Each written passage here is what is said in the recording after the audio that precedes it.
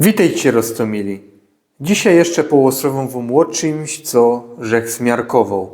Mod Ślązołków robi taki feller, nazywając tam czynność, co zaraz wam zaprezentuję.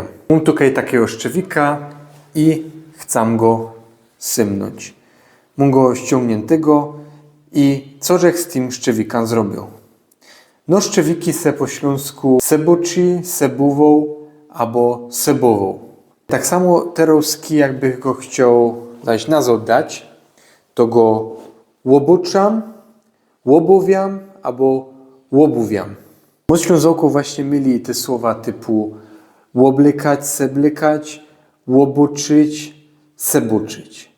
Bo słowa łoboczyć, seboczyć tyczą się szczewików, laciów, guminiołków, filcołków, wszystko co nosimy na naszych szłapkach, a słowa seblykać, łoblykać tyczą się łokrycia wierzchnego. Nie wiem, chcę łoblić se jakiś szaket do roboty. To właśnie tak to rozróżniamy. A mod Ślązołków to myli. To by było na tyle. Mam nadzieję, że wam to jakoś wyklarował. Łoboczyć, seboczyć, łoblykać, seblykać. Pyrsk.